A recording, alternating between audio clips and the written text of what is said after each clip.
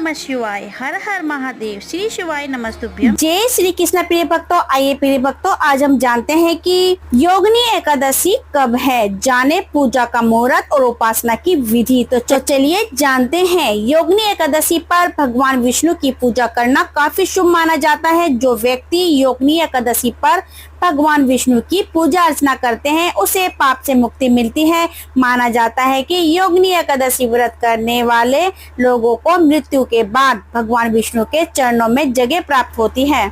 हर वर्ष आषाढ़ मास की कृष्ण पक्ष की एकादशी तिथि को योगिनी एकादशी का व्रत रखा जाता है। इस बार योगिनी एकादशी 21 जून को पड़ रही है। ऐसा माना जाता है कि योगिनी एकादशी के दिन व्रत और पूजा करने से व्यक्ति को 88 ब्राह्मणों को भोजन कराने के समान पुण्य फल प्राप्त होता है। योगिनी एकादशी के दिन भगवान विष्णु की खास पूजा अर्चना की जाती है। माना जाता है कि इस दिन व्रत करने से व्यक्ति के सभी पाप मिट जाते हैं।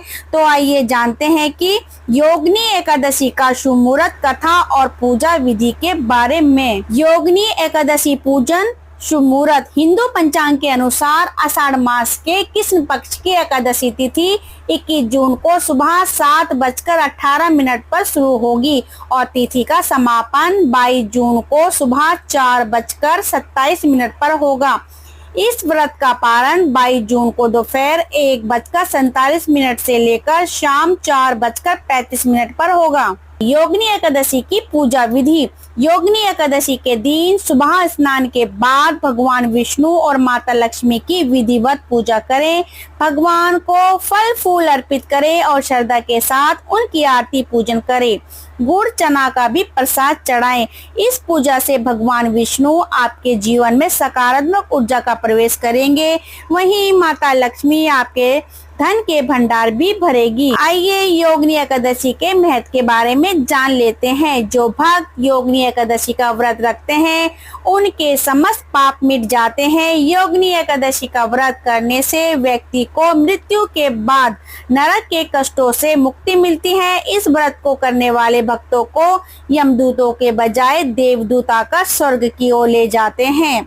योगिनी एकादशी व्रत और भगवान विष्णु की कृपा से मोक्ष की प्राप्ति होती है। इस व्रत के पुण्य से व्यक्ति को 88,000 ब्राह्मणों को भोजन कराने जितना पुण्य मिलता है, जिससे आपका जीवन धन्य हो जाता है और उसे स्वर्ग में सम्मानजनक स्थान प्राप्त होता है। योगिनी एकादशी व्रत की कथा जानते हैं। प्राचीन समय में अलकापुरी नगर में राजा कुबेर के महल में हेम नामक एक माली रहता था।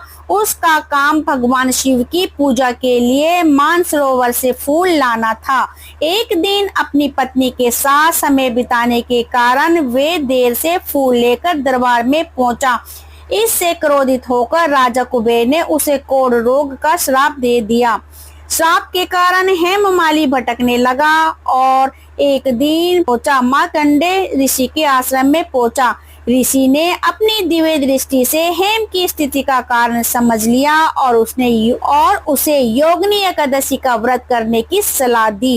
इस व्रत के प्रभाव से हेम का कोढ़ ठीक हो गया और उसे मोक्ष की प्राप्ति हुई। और यही कथा समाप्त होती है। तो प्रिय भक्तों, आपको ये जानकारी कैसी लगी? आपको अगर ये जानकारी अच्छी लगी है तो लाइक शेयर कमेंट अवश्य करें। अब और ऐसे ही हमारे चैनल से जुड़े रहिए। अब मिलते हैं अगली वीडियो के साथ। तब तक के लिए नमस्कार।